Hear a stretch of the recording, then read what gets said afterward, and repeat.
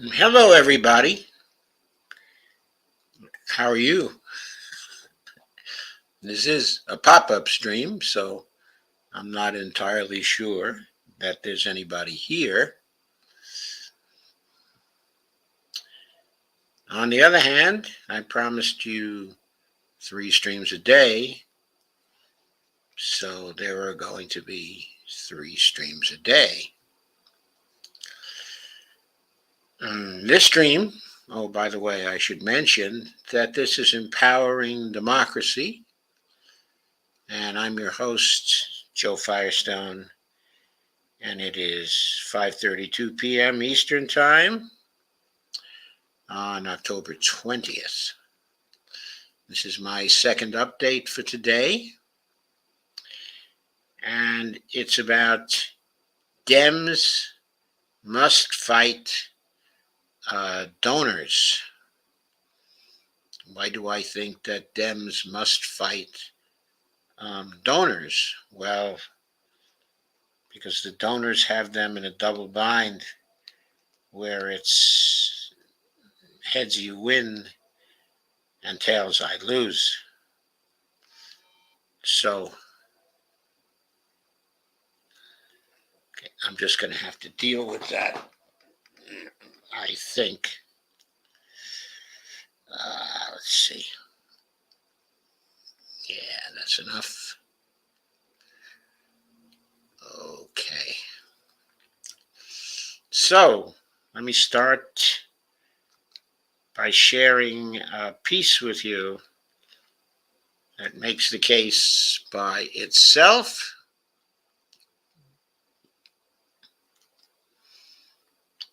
That piece is called High Gas Prices and Big Oil's Midterm Scheme.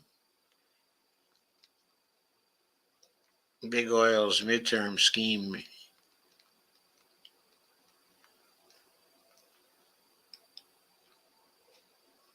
in one easy to understand tweet. And this piece is from Common Dreams. It's by Julia Conley, and it's dated today. Climate action campaigner Jamie Henn on Thursday summarized powerful fossil fuel interests.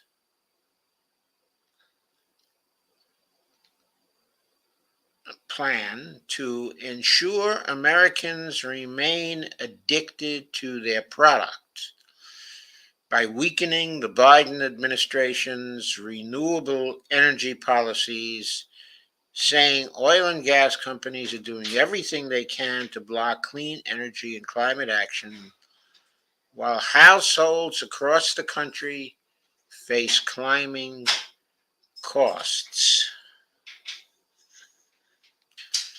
Jamie Henn pointed to reporting in the New York Times about the lobbying push that has already been started by the American Gas Association, the AGA, the U.S. Chamber of Commerce, and other pro-fossil fuel groups as they anticipate the Republican Party's potential takeover of Congress after the November 8th midterm elections.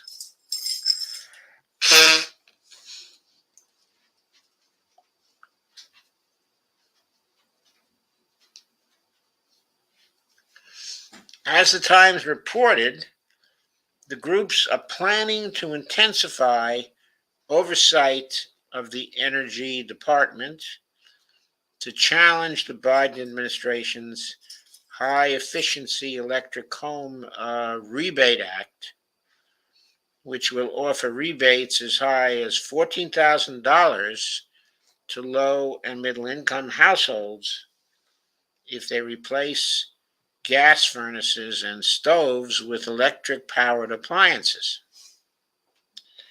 The groups are also gearing up to work with Republicans to challenge the administration's energy conservation standards for consumer furnaces proposal, which would require property owners to buy electric powered heat pumps or other energy efficient appliances instead of furnaces, which waste much of the natural gas they burn when they heat homes and other buildings.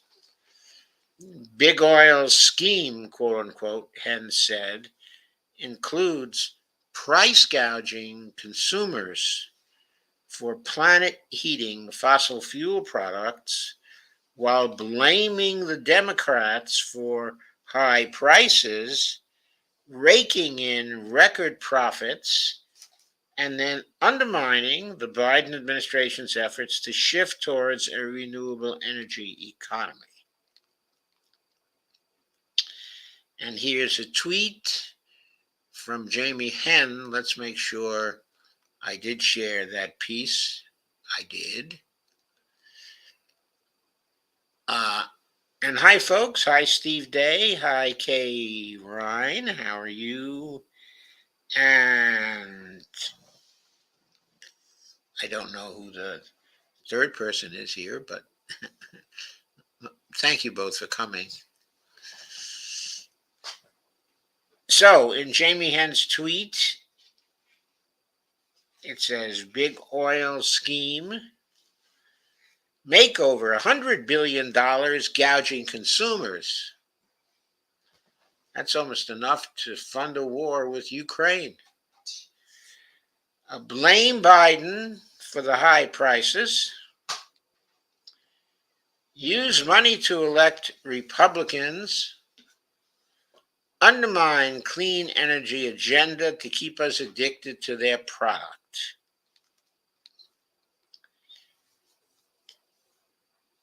And there's a picture of Washington and the expressway.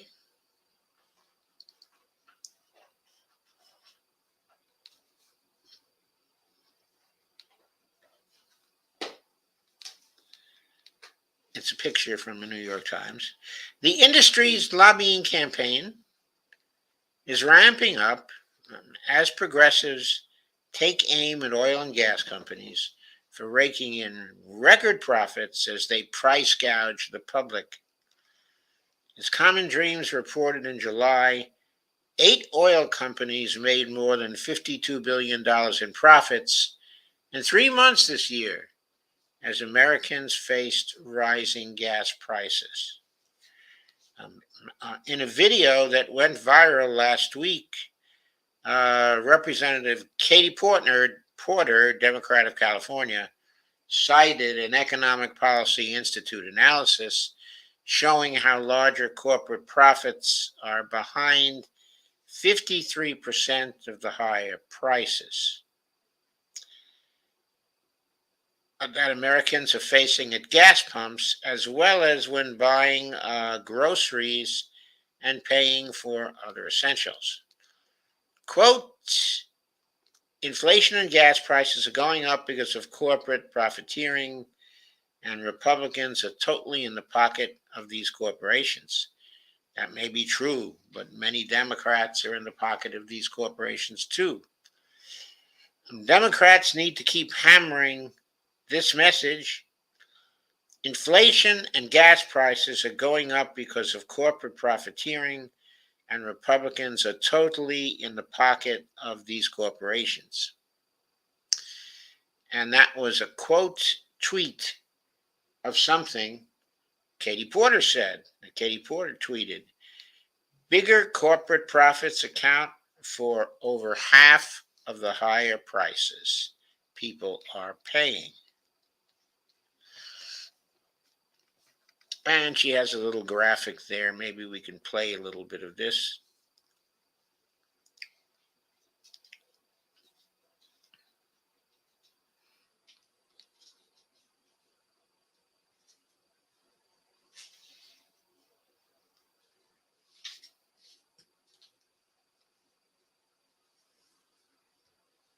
Recent period.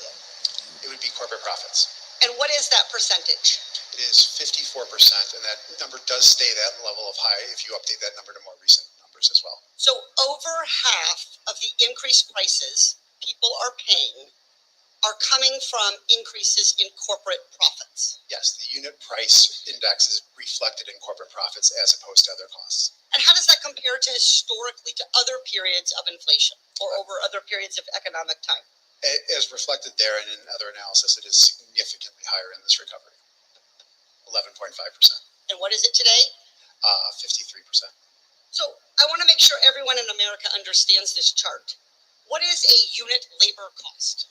The cost, wages and associated Right. work costs. So we could just wages.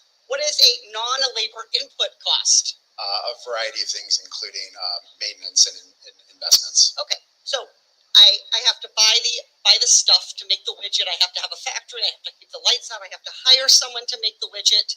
That's this stuff. And this is what I add on top.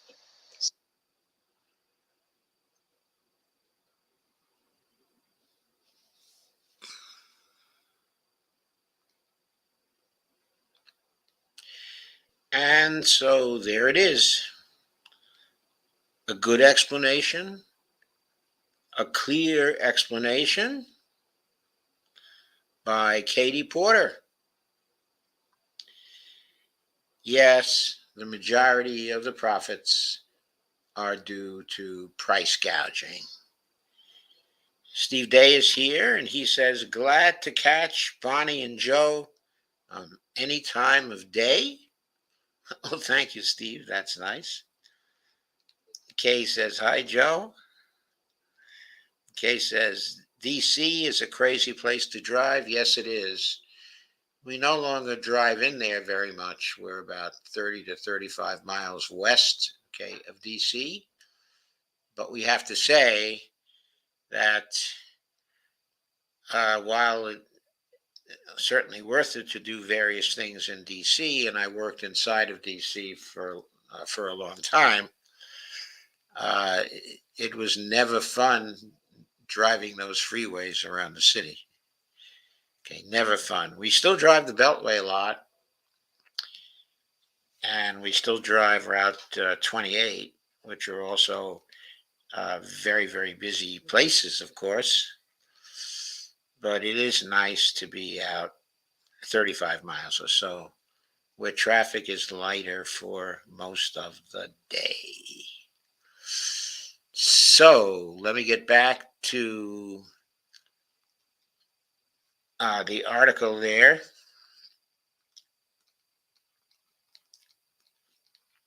The industry's lobbying campaign is also becoming clear as Americans are expecting energy prices to skyrocket this winter as they heat their homes.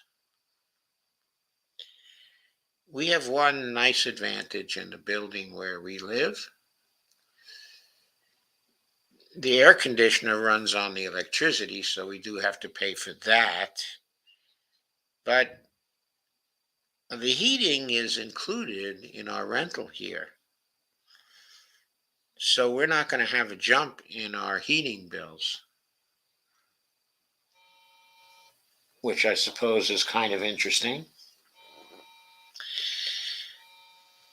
But the natural gas heating bills will jump supposedly 28%, and people who use oil-generated heat will be paying 27% more, and electric heating bills are expected to be 10% higher. So we don't have electric heating bills.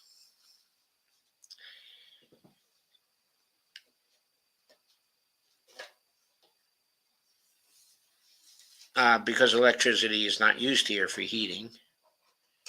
It's used, of course, for lights and computers and for other things that we do. And so that will be somewhat higher. But in general, those utilities will not be very great. So we are fortunate. We are going to escape the skyrocketing prices, I believe.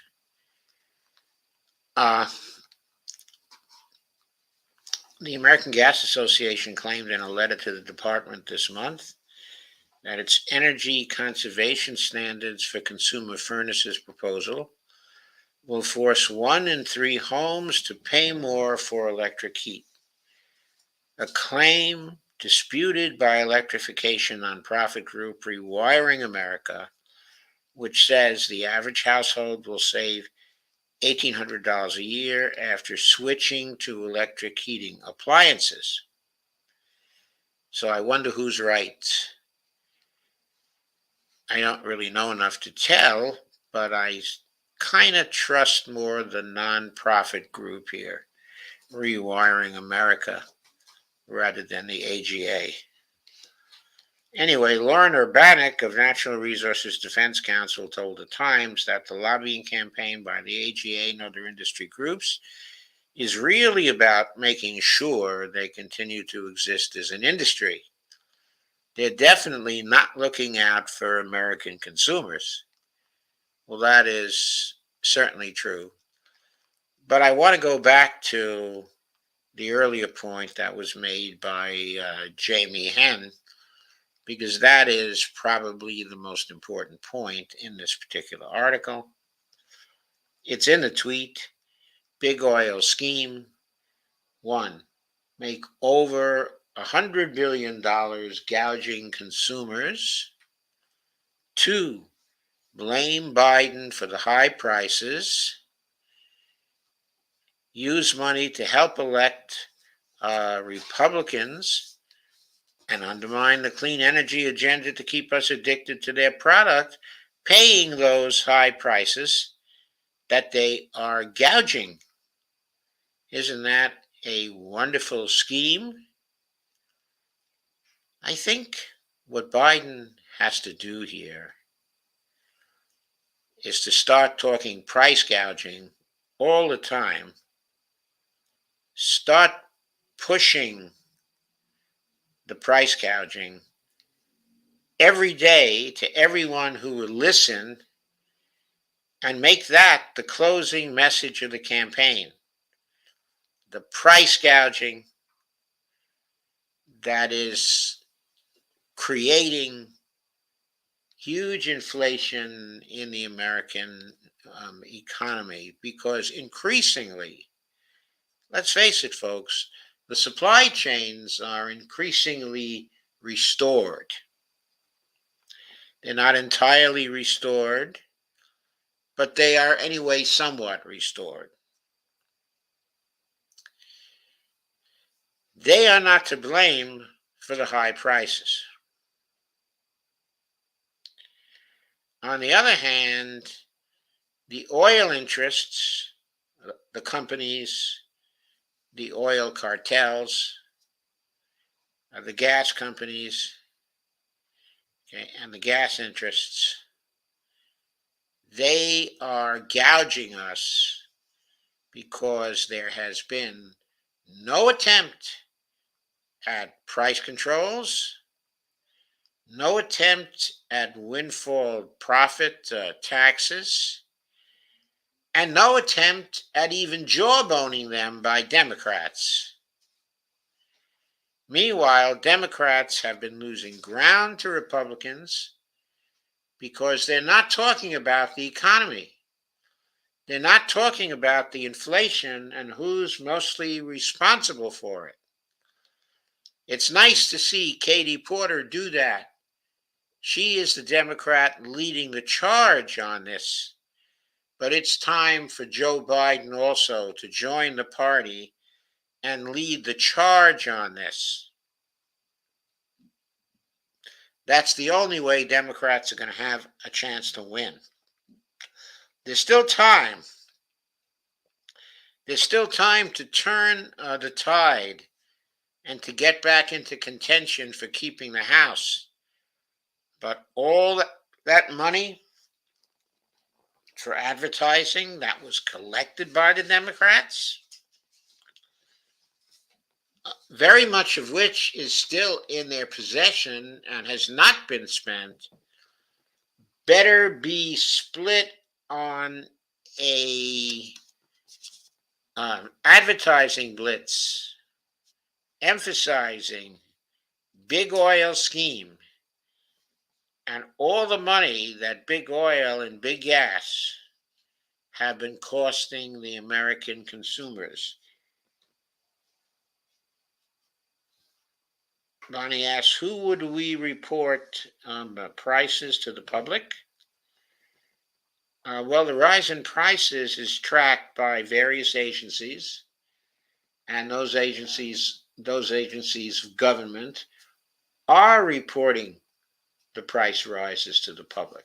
Okay, the gouging. Uh, well, the gouging became apparent when the EPI did some analysis and found that 53% of the inflation uh, is coming from the price rises by corporations making $100 billion in profit, okay, in a single year, okay, which again, I must say, is twice as much as the cost of the Ukraine war. So there it is.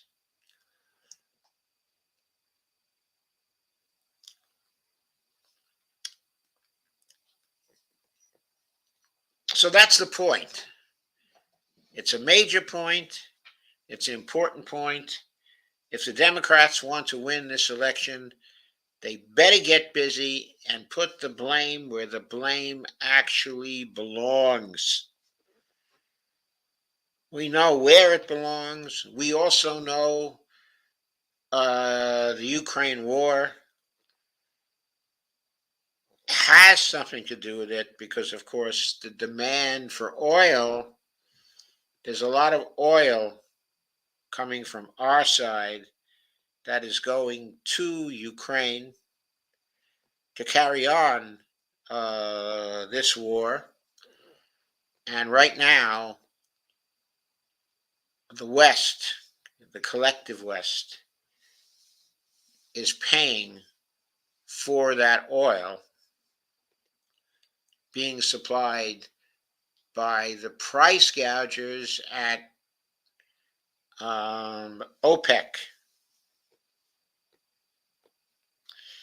So that is happening again as it was happening during the 1970s.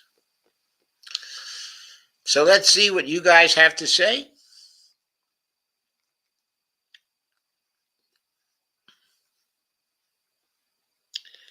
People have been greeting each other.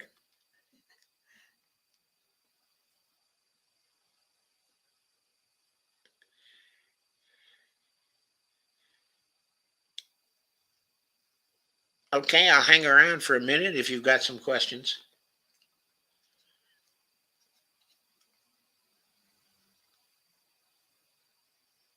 Because all I see here right now are greetings. It's a meeting house. Okay, folks, thank you very much for coming.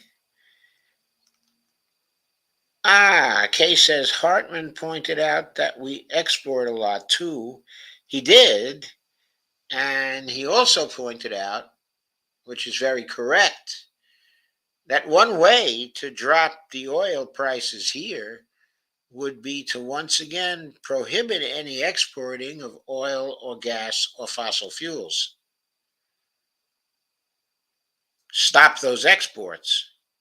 The Biden administration could do that. And if it did that, then of course a demand for products that come from here would fall because they couldn't be buying those products. And if demand fell, then the prices to American consumers would also fall. And Tom was right on the money about this. And Steve Day says, greetings from the F-Book app. Thank you, Steve. Looks like I still got some friends from the F-Book app.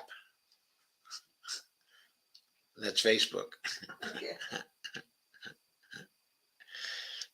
Thank you for coming. Okay, so this about finishes this stream. I do have a number of 30-minute streams these days, and this is one of them. I also had a 45-minute stream today, and I had an hour stream today. Did I already have 3 streams today? I must be mistaken. Okay, I did have an hour stream though, I know that. I thought I had a 45-minute stream too. I'm going to have to see how many streams I had here today.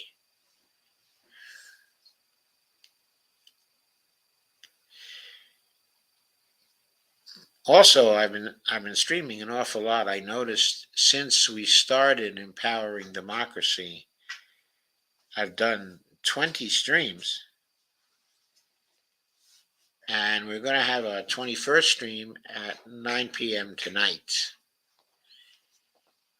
And what we're going to talk about at 9 p.m. tonight is basically the dump the corruption.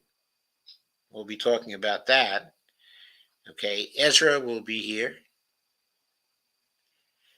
as well, and he and I will be talking about the Fetterman race and also the race in the Oregon 6th between somebody who's very, very rich, who's dumping all kinds of money into that campaign, and Andreas Salinas, who has already beaten a big money person in the Oregon 6th congressional district in the Democratic primary. Now she has to beat another one in the general election. So it's going to be interesting to talk about that particular race. Kay says, thank you, Joe. Love you all. We love you too, Kay. And we hope to see you again at 9 p.m. tonight. We hope to see all the rest of you here at 9 p.m. tonight. And thank you very much for sharing, Dolores.